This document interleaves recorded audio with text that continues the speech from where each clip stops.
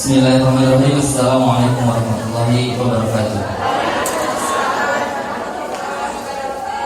Alhamdulillahirabbil alamin alladzi khalaqal mauta wal hayata liyabluwakum ayyukum ahsanu amala.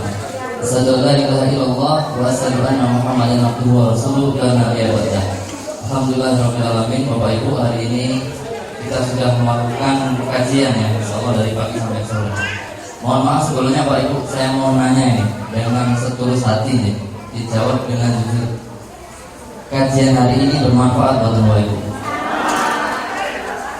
Kira-kira dengan yang disampaikan Ustaz Agus barusan tentang dosa ini bisa masuk nggak? Insyaallah deh. Tadi sudah disampaikan dalam doa tadi bahwa hijrah itu tidak sekedar hanya di mulut. Jadi orang kalau bilang hijrah tetapi tidak berubah pada dirinya, maka percuma. Jadi harus dengan niat dan juga dengan perbuatan kita, masalah. Alhamdulillah Bapak Ibu, saya hari ini sangat berbahagia sekali. Kenapa? Karena dalam majelis taklim ini saya mendapati banyak ilmu yang kita dapati bersumber dari Al-Quran dan Sunnah. Betul Bapak Ibu? Bapak Ibu yang dirahmati Allah, tadi juga sudah disampaikan sama dari tim TMTR. Ada seseorang yang sedang hijrah, kemudian beliau ngontrak. Ada nggak di sini yang ngontrak? Kami sampaikan Bapak Ibu, kalau di saat kita hijrah kemudian kita ngontrak, paling jelek kalau kita nggak bisa bayar, paling diusir ya. Tapi demi Allah Bapak Ibu, wallahi, kalau kita sampai diusir dari kontrakan itu jauh lebih baik daripada kita diusir dari surga karena dosa kita. Setuju Bapak Ibu?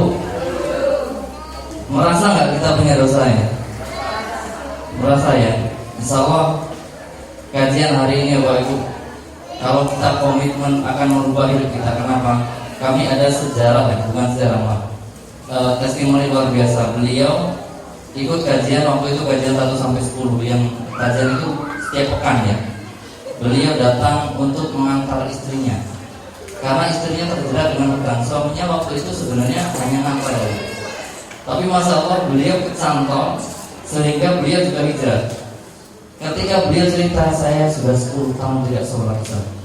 10 tahun, bayangin Bu, 10 tahun tidak sholat. Kalau jika Allah tidak mudahkan urusan beliau, meninggal saat itu gimana kira-kira? Punya dosa banyak, enggak apa-apa Bapak Ibu. Kenapa? Semoga dosa-dosa kita Allah ampuni, dan semoga itu menjadi dosa terakhir kita. Amin. Amin ya rabbal alamin. Nah, yang masalah adalah beliau saat ini Bapak Ibu, ketika sebelum waktu masuk sholat, beliau sudah di masjid. Beliau adzan bawa anaknya Bapak Ibu. Yang komat juga beliau. Terakhir saya melihat beliau kakinya sakit, masih pincang gitu, dan beliau yang adzan, beliau yang komat. Masya Allah, bahagia tidak Bu? Bahagia. Nah, ini yang sebenarnya kami inginkan kepada panjenengan semua. Kenapa? Karena selama ini kita telah melakukan dosa, yang dosa itu secara nggak kita sadari ternyata menutup jalan pintu rezeki kita. Apa hakikat rezeki Bapak Ibu? Rezeki itu hakikatnya adalah apa yang kita makan, yang kemudian menjadi kotoran. Pakaian ya, yang kita pakai hingga menjadi usang, dan sedekah harta yang kita sedekahkan, itu hakikat rezeki. Kalau jenengan bilang saya beli beras 50 kilo untuk keluarga saya, ini rezeki saya, salah Pak Ibu. Bisa jadi ada tamu datang makan, rezekinya siapa? Tamu. Bisa nggak sudah dekat mulut jatuh? Bisa, bukan rezeki kita. Atau sudah kita makan tetapi muntah, bisa nggak? Bisa. Maka rezeki itu sesungguhnya adalah apa yang kita makan menjadi tenaga kita, kemudian keluar dari kotoran, itu rezeki. Dan yang kedua, pakaian yang pakai hingga usang. Ini pakaian Pak, saya masih bagus sebenarnya. Tiba-tiba ada yang datang, bajunya bagus gitu, boleh sedekahkan saya sedekahkan beliau. Menjadi rezeki siapa? Mesti rezeki orang lain. Itu ya Pak Ibu. Yang terakhir adalah rezeki yang kita sedekahkan. Maka Bapak Ibu, kita jangan selalu terikat dengan kalimat rezeki itu adalah uang.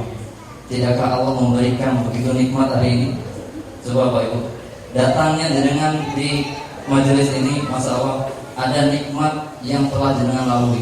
Yang nikmat itu tidak akan terjadi kalau jenengan tidak di sini. Karena jenengan di sini, maka nikmat itu sudah jenengan lalui. Apa itu? Nikmat sehat. Dan juga nikmat sehat, benar. Kalau ada orang sakit, misalnya di luar sana banyak orang sakit, pengen ikut kajian karena stroke, mungkin nggak bisa ikut, sakit kepala atau sedang dioperasi, bisa ikut kajian? Tidak bisa. Dan yang kedua adalah nikmat sempat.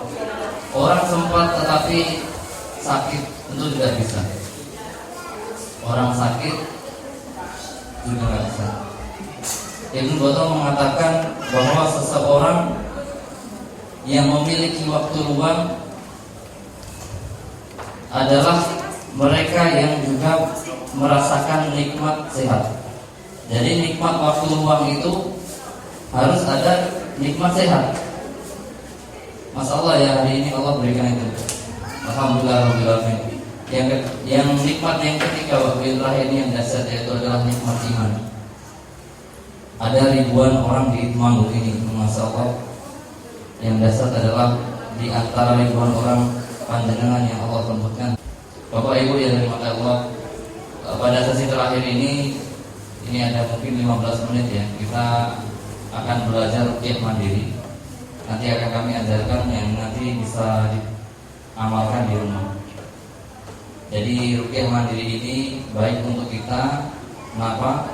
Karena orang yang berbuat dosa ada peluang ya, maksudnya jin masuk ke dalam diri kita. Makanya ada orang yang suka marah. Ada yang suka marah di sini Bapak Ibu? Oh ada ya. Ada yang suka marah. Ada yang nggak bisa kontrol emosi mungkin. Nah ini Bu, kenapa jin itu bisa kuat sampai seperti itu, sampai orang pernah dengar nggak ada orang di ruqyah itu sembuh dari HIV? Ada orang sakit jantung Bapak Ibu di ruqyah sembuh. Nah ini di Malaria ada. Sudah mau ke dokter karena sakit jantung, ternyata di ruqyah sembuh. Kenapa kira-kira? Karena ada jin, peran jin di dalam sakitnya. Jadi ruqyah itu bisa menyembuhkan medis dan non medis. Seperti itu. Nah nanti Bapak Ibu, ruqyah mandiri ini bisa jangan amalkan di rumah. Kenapa kok jin itu bisa masuk ya? Salah satu sebabnya karena dosa-dosa yang kita lakukan. Jadi lihat ini, kemudian kita cut semua dosa ini, insya Allah jin tidak akan bertahan dalam tubuh kita. Ya. Baik Bapak Ibu, kita belajar sama-sama ya. Air minum yang sudah di depan panjenengan ini nanti akan kita doakan terlebih dahulu. Kaitannya dengan Al-Quran ini sangat erat ya. Pernah mendengar nggak Bapak Ibu? Saya pernah mendengar suatu kalimat yang sesuatu apapun itu yang berhubungan dengan Al-Quran akan menjadi mulia. Dan saya setuju dengan ini. Jibril alaihissalam diturunkan kepadanya Al-Quran, maka ia menjadi pemimpin para malaikat. Muhammad SAW diturunkan kepadanya Al-Quran, maka ia menjadi yang terbaik di antara para nabi dan rasul. Yang ketiga, umat Nabi Muhammad SAW. Kita umat Nabi Muhammad diturunkan kepada umat Nabi Muhammad Al-Quran, maka ia menjadi umat yang terbaik. Lailatul Qadar diturunkannya di hari itu Al-Quran, maka ia menjadi malam yang terbaik. Bulan Ramadan diturunkan di dalamnya Al-Quran, menjadi pemimpin bulan-bulan. Khairukum man ta'allama al-Qur'ana wa 'allamahu. Sebaik-baik manusia adalah yang mempelajari Al-Qur'an dan mengajarkannya. Maka demi Allah, jika Al-Qur'an sudah turun, sudah masuk ke dalam hati seseorang, maka ia akan menjadi manusia terbaik. Kenapa Bapak Ibu? Karena kita tidak melanggar apapun yang Allah larang. Kalau jin Bapak Ibu, kita bacakan ayat Al-Quran kesakitan Bapak Ibu, menangis Bapak Ibu, minta tolong. Tetapi kita ini beda. Dibacakan ayat Al-Quran, innal ladzina kafaru bi ayatina sawfa nuslihim nar. Siapapun manusia atau bahkan golongan jin yang ingkar terhadap ayat-ayat kata Allah, maka akan aku masukkan ke dalam neraka. Orang berakan riba mengingkari ayat Allah tidak? Mengingkari.